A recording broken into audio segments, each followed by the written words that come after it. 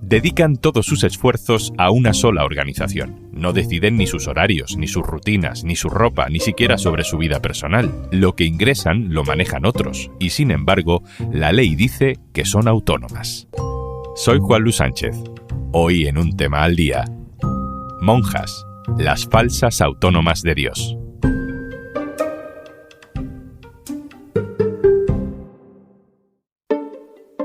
Nos metemos mucho con Internet y con las redes sociales, pero sigue siendo un lugar maravilloso para asomarnos a realidades completamente diferentes a las nuestras. Yo personalmente me levanto a las 6:20 de la mañana.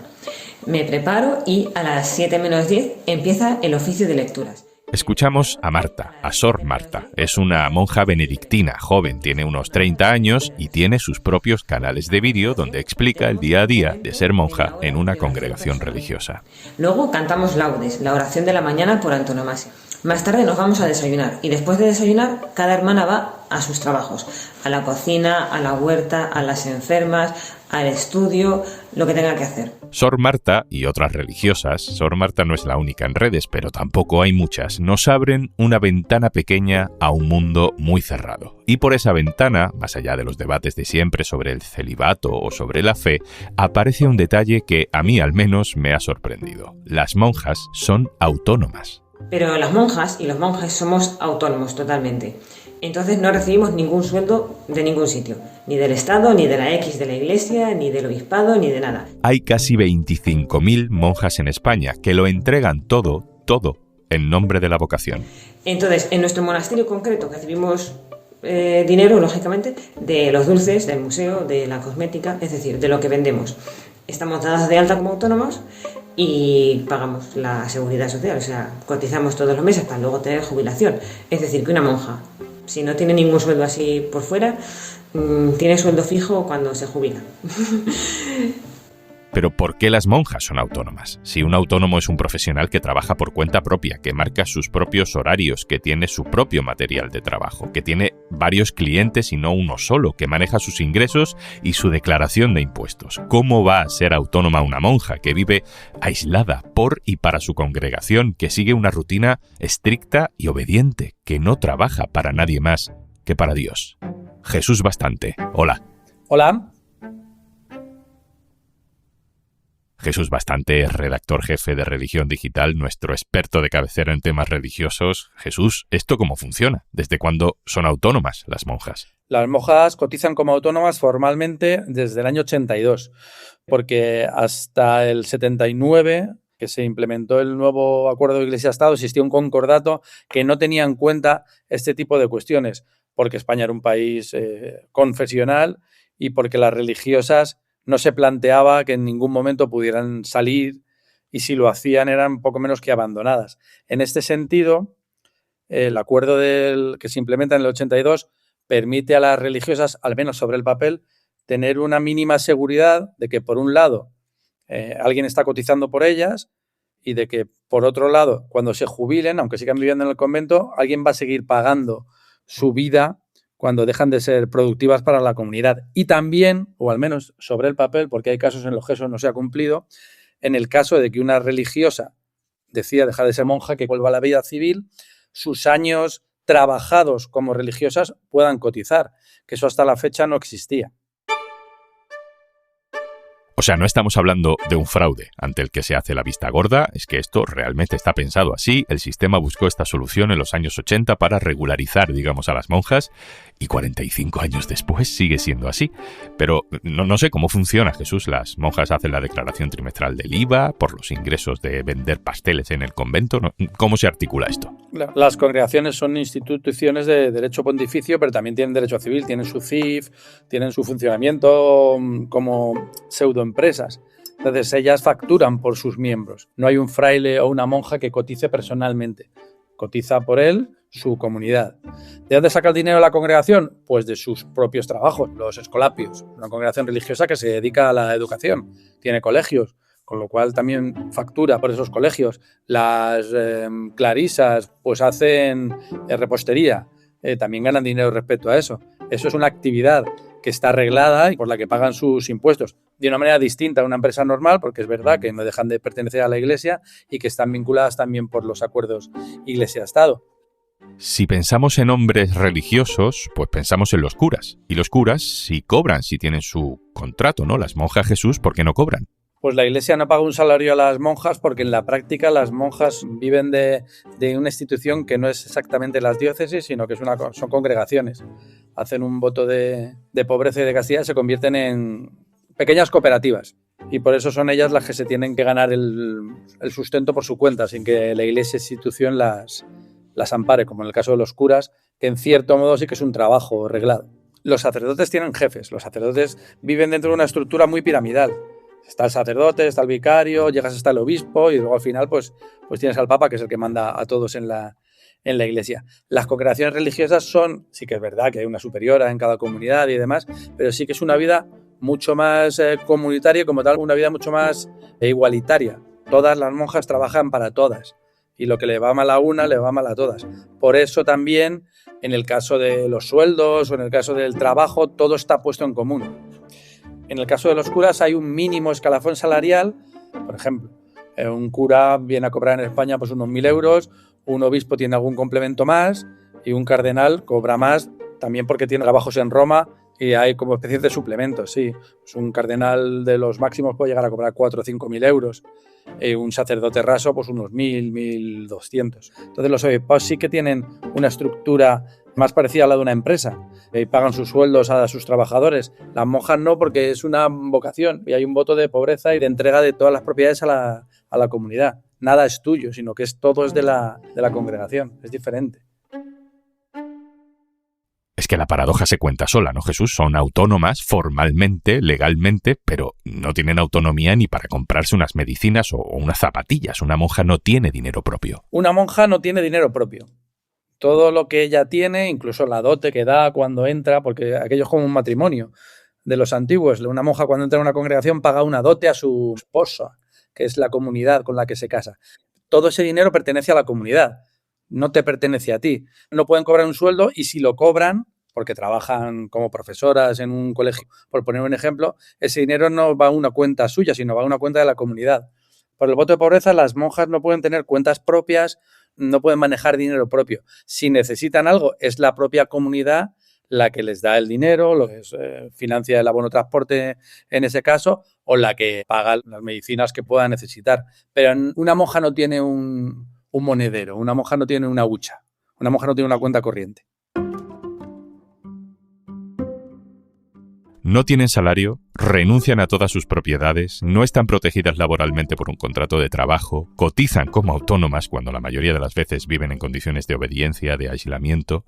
Yo sé que solucionamos todo esto diciendo que lo hacen porque quieren, por vocación, pero no dejamos que la gente trabaje gratis en otros sectores de la vida, aunque tengan mucha voluntad de hacerlo. Y más allá de la anécdota casi folclórica de los dulces, las monjas Jesús son productivas para la Iglesia, ¿no? Hacen un trabajo para mantener viva la espiritualidad religiosa en España. La Iglesia se beneficia de que haya monjas.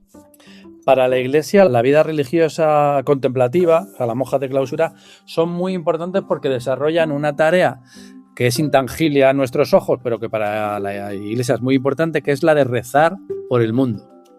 La Iglesia existe, entre otras muchas razones, para llevar la salvación a un mundo que no cree y todas estas cosas que no nos vamos a extender. Entonces, como hay muchas partes en el mundo donde no se conoce a Jesús, donde no se conoce el Evangelio, donde hay gente que reniega de él, hay personas que rezan por el mundo.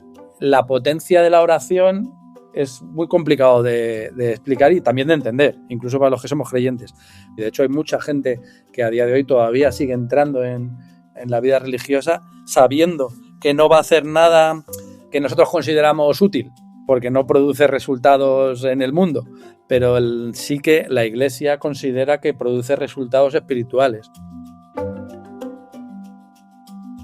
Jesús, ¿y cuáles son las repercusiones personales que puede tener este régimen, iba a decir laboral, pero vital para las monjas? Las repercusiones sociales son toda una vida. Ellas, cuando deciden entrar en un convento, toman una opción para toda la vida de apartarse del mundo, especialmente las monjas de clausura estricta. que no salen excepto para votar o para ir al médico, no tienen más contacto con la realidad. Eso también se traslada a lo crematístico, al dinero que puedan cobrar, a las propiedades que pudieran tener, a la ropa que pudieran comprarse o no, y también a las herencias que puedan tener.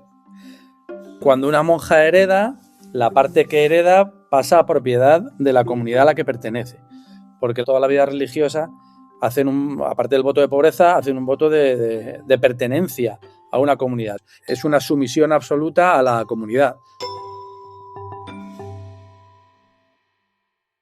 Las monjas se caracterizan como por sentirse siempre protegidas por Dios, y es verdad que lo están, pero ahora, claro, tienen el desahucio ya tan solo prácticamente 3 días, ¿verdad?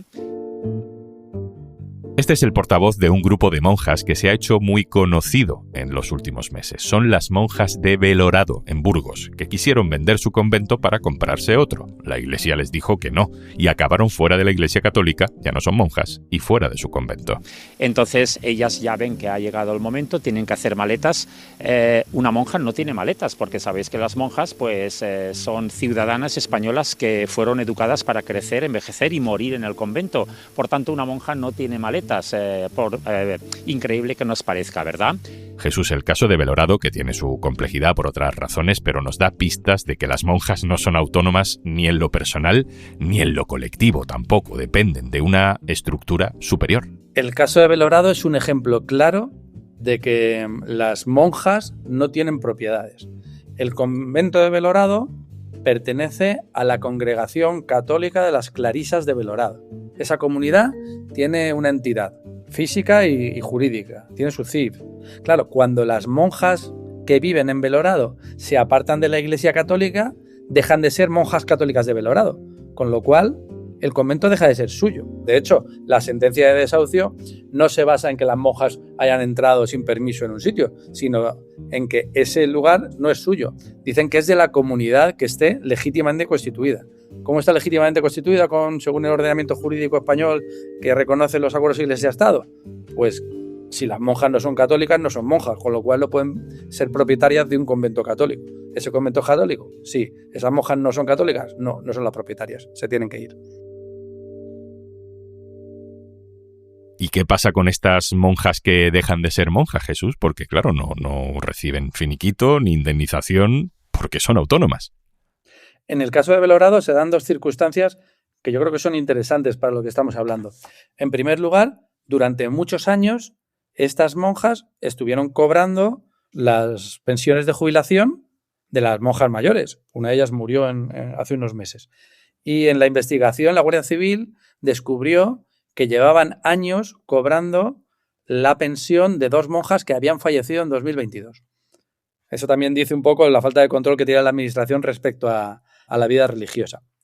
Y por otro lado, a nivel puramente jurídico, claro, las monjas se han ido de la Iglesia. Entonces no es un despido. Se han largado, no tienen derecho a indemnización ni a finiquitos. Y evidentemente no hay un finiquito porque no hay un sueldo formal. Cosa bien distinta sería si ellas pudieran, que yo creo que sí, hacer valer que los años que vivieron como religiosas sí que sirven para que ellas cuando se jubilen puedan reclamar esos años como parte de un trabajo realizado. Es como si una monja abandona la vida religiosa porque se enamora y se casa. Se pone a trabajar y a los 30 años se jubila. Para pautar la jubilación se tienen que tener en cuenta los años que ha trabajado siendo laica, pero también los años que trabajó siendo religiosa. La última, Jesús, volviendo al principio, ¿qué nos dice de la Iglesia, de nuestra sociedad, de nuestra ley? Que permitamos que miles de mujeres tengan este régimen no ya de aislamiento voluntario, sino de entrega absoluta a cambio de nada material, en un régimen laboral que no está hecho para esto, en una situación además que no es la misma para los hombres religiosos, porque ellos sí tienen la opción de trabajar como curas. Yo creo que la Iglesia es una institución patriarcal donde la mujer ha estado siempre ignorada y pese a los cambios que se están dando, y es verdad que queda muchísimo para hacer. Queda muchísimo para hacer desde el origen de la propia religión. Estamos hablando del Antiguo Testamento, habla que Dios crea a la mujer a partir de una costilla de del hombre para que el hombre no esté solo. Que el Génesis echa la culpa a la mujer, a Eva, que convence a Adán de que tome una manzana y por eso les expulsa del paraíso. Las mujeres siempre han sido tratadas como prostitutas o como pecadoras, excepto la Virgen María, y han tenido un papel muy complicado. Por muchos miedos históricos, porque era mucho más difícil controlar la fuerza de la mujer y su capacidad para transformar sociedades ya desde hace muchísimo tiempo, una situación que se perpetúa. Y yo creo que es un grandísimo error que pasará factura, y aunque no lo pase, no es justo y como tal no es evangélico. Es un error que pasará factura con IVA incluido. Jesús Bastante, Religión Digital. Muchas gracias. Muchas gracias a vosotros. Esto es Un Tema al Día, el podcast del diario.es. Si te gusta lo que hacemos, necesitamos tu apoyo. Hazte socio, hazte socia en eldiario.es/Un Socio al Día. Este podcast lo producen Carmen Ibáñez, Marcos García Santonja, Lucía Martín e Izaskun Pérez. El montaje es de Pedro Nogales. Yo soy Juan Luis Sánchez. El lunes, otro tema.